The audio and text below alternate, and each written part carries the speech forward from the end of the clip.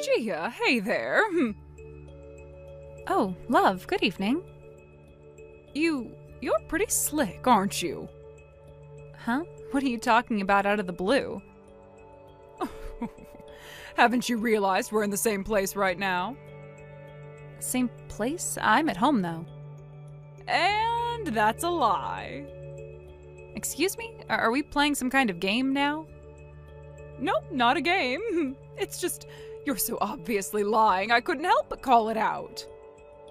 I'm seriously at home, though. Oh, yeah? Then who's that person I see from here? That profile that looks an awful lot like yours? I don't know who you're talking about. Amy's already asleep, and I've been in the living room watching TV. It's just me here. Sure it is. Another lie. You keep saying that, but I don't know how else to respond. If I can see you with my own eyes right now, doesn't that kind of prove you're lying? Then tell me, where exactly are you seeing me from?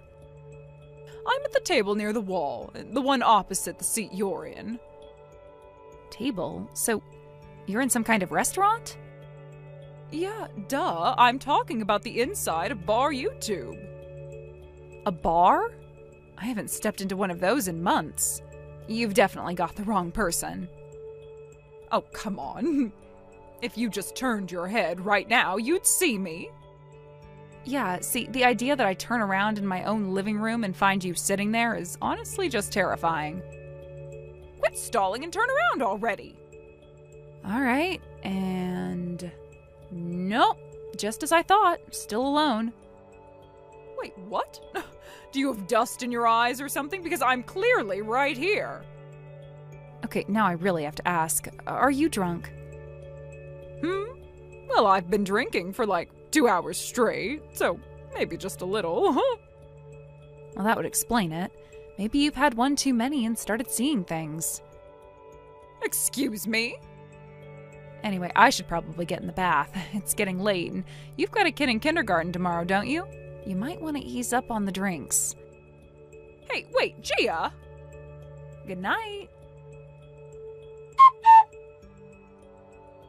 Gia, can I have a word with you? Hello, love. What is it? You know, you never show up to any of the mom gatherings. Care to explain what that's all about? Mom gatherings? Don't play dumb. You know that the rest of us moms get together for tea every now and then, right? Haven't you ever felt the urge to get closer to the other mothers? Well, I usually have work on weekdays, like today, so I can't always make it. Work, huh? Seriously? And besides, I thought everyone understood our family situation. People even told me not to overextend myself. Family situation, my foot. Come on, let's be real. That's just a cover story so you can sneak off to meet your boyfriend, isn't it? Excuse me? Boyfriend? Where is this coming from? The other night, at the bar, you acted so shady, tried so hard to cover it up, it was obvious. I don't remember hiding anything. Oh, please, you were awful at pretending. Even when I clearly saw you with my own eyes, you kept insisting you were at home in your living room. How lame is that? Because I was home. Wrong again. Caught you lying. Though at this point, I'm not sure why you even bother denying it. I've got all the proof I need. I'm telling the truth. Save it. You may as well give in. Here's the deal. Unless you want me to spill the tea about your little affair, you're going to do exactly what I say. What? To put it simply, you're going to be my little slave. Excuse me? That's right. You think you're better than everyone. You don't show up to our gatherings, yet somehow you manage to be on good terms with the queen bee of the moms. While the rest of us are out here struggling to stay in the inner circle, you're just skating by. It's not fair. I don't know what to say to that. And who exactly is this queen bee? From what I've heard, that whole idea is just a myth. Oh, look at you, pretending like you don't know. No wonder you don't get it. Even I, who moved here just 3 months ago, figured it out. Honestly, I'm speechless. Clearly, someone like you needs to be whipped into shape. Becoming my slave might actually do you some good. Why would I ever agree to something that ridiculous? Because you don't want me broadcasting your little scandal to everyone, do you? I keep telling you there's no scandal, and I still have no idea what you're talking about regarding the bar. Well, congratulations. That's one slave acquired. Slave? That's incredibly offensive. Oh, already talking back. Not a great start for a slave, huh? I'm not your slave, and I'm pretty sure you're confusing me with someone else. Maybe you saw the wrong person that night. Oh no, it was definitely you. And you know how I know? Because when I confronted you after messaging you and I asked, "Is that your affair partner?" you panicked. You stuttered and couldn't even form a coherent answer. It was obvious. I seriously don't remember anything like that. Anyway, time for your first assignment as my obedient little helper. Wait, what? So next Tuesday at 10 a.m., the mom gathering is supposed to be at my place as part of the rotation, but I'm switching it to your house instead. What? And obviously you're providing the tea and the sweets. Make sure you pick up that fancy roll cake from the Dayama shop at Station A. You know the one I mean. Yeah, that's not going to happen. Excuse me? I work on Tuesdays, I already told you that. Then take the day off. Sorry, but that's not how my job works. I can't just cancel my responsibilities for this. Hey, you're my slave now, remember? You don't get to say no to me. Don't call me that. If you keep this up, I'm going to have no choice but to bring this up to the kindergarten administration. Oh, please, go ahead. Then I'll just tell everyone what I saw, you and your secret lover. And just like that, boom, your reputation goes down the drain. So really, you can't ever say no to me. Got that, my obedient little slave? Call me whatever you want. I'm still not doing your stupid gathering. Now, if you'll excuse me, I'm done with this conversation. Hey, don't you walk away from me! Sammy, I need to talk to you about something. Do you have a minute? Oh, Gia. Of course. What's going on? You look kind of stressed. Do you know that mom named Love? You know, from Anna's class? Love? Oh, wait. You mean that Love? The mother of the girl in Anna's class? Oh, no, don't tell me. Gia, did she target you? Well, I guess you could say that. She's kind of unleashed this stream of total nonsense at me. It got so weird. She started talking like she expected me to become her servant or something. She literally used the word slave. What? She told you to be her slave? Are you serious? I know, right? I just stood there thinking, what is this woman even talking about?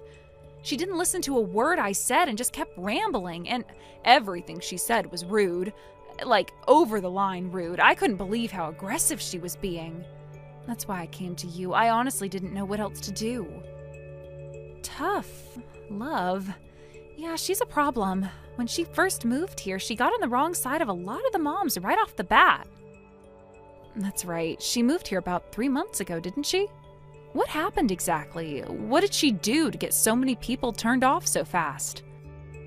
It's actually kind of ridiculous. She somehow got it into her head that I'm the boss mom around here and started trying to get on my good side, like, really hard. Wait, you? Boss mom? Yeah, I know. It sounds dumb, right? She thought that because I'm the head of the kindergarten's parent committee this year, I must be some kind of queen bee ruling over the other moms. What? That is wild. So she came from a place where that kind of hierarchy was real? Apparently. I heard that at her old school, the moms had these weird power dynamics, like something out of a teen drama. So when she got here, she assumed things worked the same way. And then, to cozy up to me, she started scheming against other moms, trying to isolate them, spread rumors, the whole 9 yards. So that's how she ended up being hated by pretty much everyone? Exactly. No one wanted to be anywhere near her after that, and now she's latched onto you? Yeah, and I think the same misunderstanding is happening again. She saw me talking to some of the moms and probably thought I was in some sort of influential position. And then next thing I know, she's throwing accusations and acting like I'm supposed to follow her every command. I tried to explain, but she just ignored everything I said. It was like talking to a wall. Unreal. She hasn't changed one bit. All right, I'm coming over. I want to hear the whole thing properly. Wait, what? Now? But you're busy. I'm never too busy for something like this. This affects your peace of mind, and by extension, your kids, too. That's important. Besides, you're my sister. When you've got a mess like this, you don't deal with it alone. You always come to me, all right? Sammy, thank you. Really, I'm so relieved you're taking this seriously. Of course. Now, just sit tight. I'm on my way. Okay, I'll be waiting. Gia, is everything ready for the tea party? Excuse me? Didn't I clearly tell you I had work today? Wait, what? You mean you didn't prepare anything? Of course not. Why would I? Oh, don't tell me. You didn't even let the other moms know that the venue was switched to your house. Listen closely. I am not one of your mom friends. In fact, we're not even friends, period. What did you just say to me? Your daughter's in the same class as my kid. We've been treating her so nicely, being friendly and inclusive, and this is how you repay us, you ungrateful little slave. I can't believe I ever tolerated you. You're done. I'm going to tell everyone about your affair. I'll expose everything. Okay, first of all, I'm single. No husband, no boyfriend, no affair. Not even close. Wait, what? And before you spin more conspiracy theories, let me make this perfectly clear. I don't even have a daughter. Huh? No way, that's impossible. Then who's the girl you're always picking up and dropping off? Rachel, right? That's my younger sister. Your sister? Yes, she's 19 years younger than me. 19 years? Our mother had me when she was very young. Rachel came much later when our mom was already in her 40s. So, yeah, big age gap. I get that reaction a lot. Wait, so that girl I saw at the bar, the one I thought was you, she was with some guy and totally drunk? That was another one of my sisters. The one you're referring to is a year younger than me. You have more sisters? Yes. She told me that while she and her boyfriend were just trying to have a drink, some loud, clearly drunk woman barged in, slurring and being obnoxious. She didn't know what your deal was, but apparently you kept interrupting and wouldn't back off. Oh. The physical description she gave matched you exactly, so there's no mistake. Also, for your information, those women you labeled as boss moms, those are my older and younger sisters too. They're not some ruling clique. You just ran headfirst into my entire family. Wait, you're telling me you're related to all of them? There are 4 of us in total. Sammy's the eldest. She's the one who heads the parent committee this year. The one you pestered at the bar is the 3rd. Rachel, the little one, is the youngest. And I'm the 2nd oldest. I can't believe this. You're one of the boss family? Technically, yeah. A funny thing, Rachel and Anna are the same age, which means I'm an aunt to my sister's classmate. But then, where's her real mom? Our mother is in long-term care, hospitalized. So Rachel, my dad, and I live together now. We've been taking care of things. Well, this is too much. I don't get it. I was told the kindergarten explained all of this in the parent orientation meeting after your child transferred. Did you forget, or were you not paying attention? I guess I wasn't really listening. Oh no. Wait. Oh, that means I've been antagonizing the entire family of that so-called boss moms. No way. Oh, this can't be happening. I thought I finally had a chance to make things work here. Well, Sammy doesn't think of herself as a boss, just so you know. But putting that aside, treating people like they're beneath you, calling them slaves, that has nothing to do with hierarchy. That's just being awful. Why? Why is this happening to me? This is your doing. Actions have consequences. And with that, I am blocking you now. According to her husband, who came by personally to apologize after everything that happened, this wasn't the first time Love had caused trouble like this. In fact, she had created a similar uproar at her previous preschool, so severe that she had been expelled. That incident had forced the entire family to move, uprooting their lives just to escape the fallout. They had come to this town hoping for a fresh start, thinking that a change of scenery might help Love change her behavior. Her husband admitted that he'd been holding on to hope, thinking that maybe if he stayed with her, if he gave her another chance, things would improve. But now, he said, he had reached his limit. I could see the exhaustion in his eyes and the weight of everything she had put him through. He told me he hadn't divorced her earlier because he wanted to give her an opportunity to reflect and improve. He believed that maybe, just maybe, she would change. But after everything that happened, after seeing how she had behaved yet again, and the consequences that followed, he realized it had all been in vain. Some people don't want to change. Some people are too deep in their own chaos to see how much damage they cause. And then came the final blow. He told me that Love had been having an affair. Apparently, on the night when she confronted our youngest daughter at the izakaya and caused that awful scene, the man who had been with her, and that was her affair partner. It wasn't just some acquaintance or drinking buddy. That was the man she had been seeing behind her husband's back. The husband hadn't known at the time, but afterward, when the truth came out, everything started making sense. Her strange behavior, the mood swings, the late nights, the misplaced anger, it all added up. After finding out about the affair, he packed up their children and went back to his parents' home. He told me that the divorce proceedings had not officially started yet, but mediation was underway. It would only be a matter of time before everything was finalized. Based on what his lawyer told him, the estimated alimony Love would be ordered to pay was somewhere between $20,000 and $30,000, a steep price, but considering the extent of her actions, not an unreasonable one. Listening to all of this, I couldn't help but feel a strange mix of emotions. There was anger, of course, frustration, disbelief at how someone could be so reckless, so selfish, and so utterly blind to the harm they were causing, not just to strangers, but to their own family. But there was also a hint of sadness, not for Love exactly, but for the children, for the husband, for the people who had trusted her and been betrayed.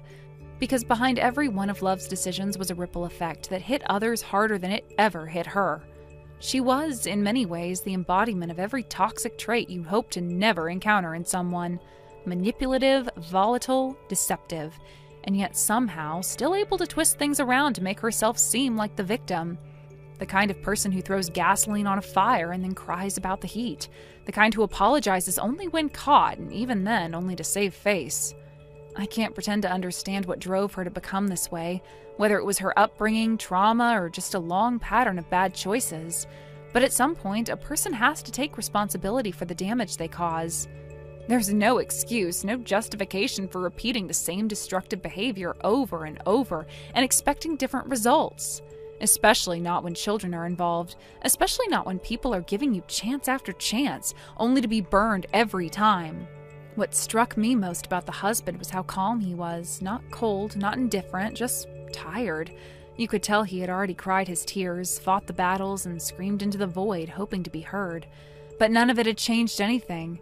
At some point, he must have realized that the best thing he could do for himself and for his kids was to walk away, and that's exactly what he did. He said he didn't want revenge, he didn't care about humiliating her or dragging her through the mud. He just wanted peace, a chance to rebuild a stable life for his children, free from the chaos and instability that Love had brought into their lives. He hoped she would take this as a wake-up call, that maybe hitting rock bottom would force her to finally look in the mirror and reflect on who she had become. But he wasn't holding his breath. And frankly, neither was I. I don't know what the future holds for Love, whether she'll learn anything from this, whether she'll feel regret or remorse, whether she'll even acknowledge the destruction she caused or continue to paint herself as the victim in every story she tells. People like that often do. But what I do hope, more than anything, is that she takes this opportunity to stop and look inward, to really sit with her actions and the consequences that followed. Maybe losing everything will finally make her realize what mattered in the first place. Maybe in the silence that follows when everyone is gone and no one's left to blame, she'll understand just how deeply she hurt the people who cared about her most. People say that hitting rock bottom is sometimes the only way up. I don't know if that's true for everyone, but I do know this. If she doesn't change now, she never will. And if she ever does come back around looking for sympathy or forgiveness, I hope she understands that forgiveness isn't something she can demand. It's something she'll have to earn, one step at a time.